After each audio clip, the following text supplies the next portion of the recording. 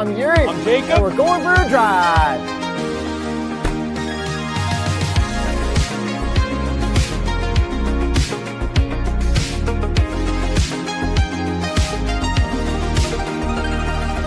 '23 Nissan Ariya. Evolve Plus front-wheel drive. Interrupt the voice prompt and give a command immediately by pushing the talk switch. Say phone, navigation, audio, information, vehicle, or EV.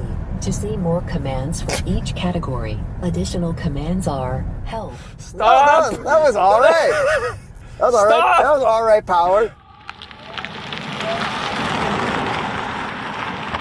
Front-wheel drive only, this one. Horsepower and torque. 238 horsepower, 221 pound-feet of torque from a 97 kilowatt-hour battery and one electric motor, making this front-wheel drive only. There is an all-wheel drive version. We are not driving that. And then what would be the total range of this fully charged up? This one apparently is 465 kilometers, which is very respectable. When I got this thing up to 100, it's at 500 kilometers, which is more than I would ever need from an electric car. That's a lot. Considering this is still a small-ish vehicle, it's great. Okay, and then I want to first talk about looks because, you know, it's the first thing you see when you see a car. Yeah. Or when they release it, you see the pictures. We saw the new Tacoma.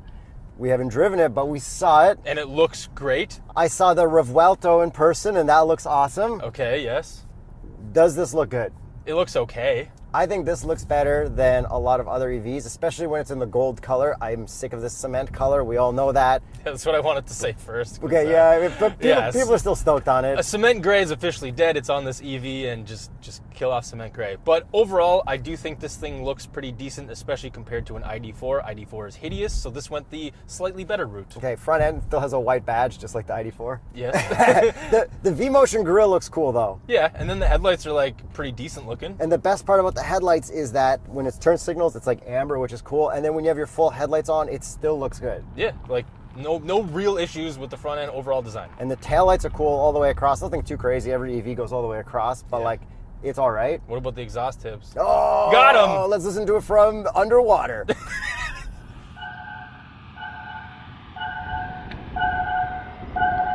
So, by the way, in reverse, it sounds like a sonar. Yeah, so yeah. R is actually the hunt for Red October mode.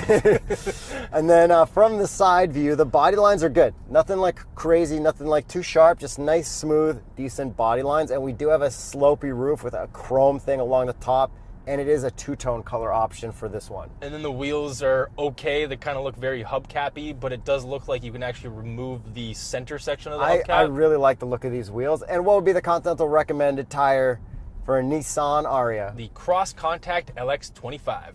And then door handles, normal door handles, which is kind of weird for an electric car, right? And honestly, for a Nissan, they actually feel quality.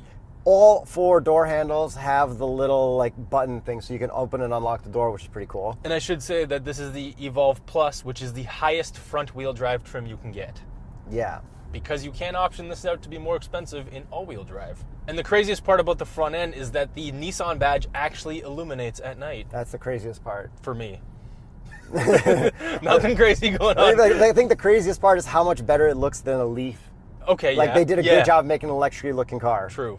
Okay, do you like this more than the looks of an Ioniq, EV6, Genesis GV60, ID4, any other electric cars? Nothing except the ID4. The ID4 looks like trash. This looks better than You like a Bolt EUV more than you like the looks of this? I think I like a Bolt EUV. All right, but this doesn't. Does this look better than an EQS? Yeah, I kind of like it more than an EQS. It does have a little bit of EQS-ness to it with like the black front end and stuff, but it's cool. And then the front black part, which used to be the grille, has a cool pattern in there as well that matches the light up pattern on the inside. Yeah, because this interior actually lights up with ambient lighting, which looks kind of cool, but at the same time kind of just looks like a bug zapper to me. Then moving on to the interior, it is very different than normal Nissan stuff. Yes, it's actually kind of nice. It looks very nice, not very usable. Yeah. And that's kind of okay because it's an electric car. They got to make it look fancy. They got to make it look impressive. And by doing so, they make it hard to use. Like, first thing I've noticed, your climate control. It is built into this dashboard, which is cool. It's wood-ish. It is cool looking. It's the way it's blended in, but it's hard to use and annoying. Yeah, because it's all touch buttons with some haptic feedback. Yeah, and then we got a volume knob, which is cool, but then like an up-down tuning thing. So like, Yeah, it's hard to use, but good. And then we got haptic buttons for our e-step and drive mode, which we'll talk about later, which is also difficult to use, but also looks cool. And then our shifter is also interesting, kind of well, weird. Look, they got Pathfinders like that and a Rogue is like that. I know, but so it's like normal Nissan a now. little weird. And then we've got the full all the way across style infotainment screen / gauge cluster. But what they did weird about this, like, I mean, it's got a cool like swoop like this. Well, that's the problem with it. It looks cool, but then they've got the infotainment screen like behind, like pretty deep. So wherever you click, you actually click like a centimeter before you get to the screen. So basically what's happening is your main gauge display where your steering wheel is looks crystal clear because the glass portion in front of the actual display is very close to the glass, whereas the one that kind of swoops over to the infotainment section seems like it's almost an inch away, so it actually makes everything look a little bit blurry on this side. But it is a cool looking thing compared to regular Nissan stuff. Yeah. Yeah. Considering like the Micra and other things, I know, like, and it's cool. Honestly, if they left it a little far back, it would be even easier to use because there's no real section to rest your thumb on or anything like that. Yeah, that is true. But we do have Apple CarPlay, Android Auto, wireless, all that good stuff. Wireless charger. We have a plug for it down here in this center stack. Let me just reach for that and get it for you. Yeah, okay, so every time I get into the car, it falls down and I have to reach down, which is one of my annoyances. But this whole center thing, you can move it back, which is kind of stupid. I don't see the reason behind it. That's but okay. Like you get in your perfect elbow position. I guess. It's just like a cool gimmick. But It then is a like, gimmick. it gets back into like the rear passenger area.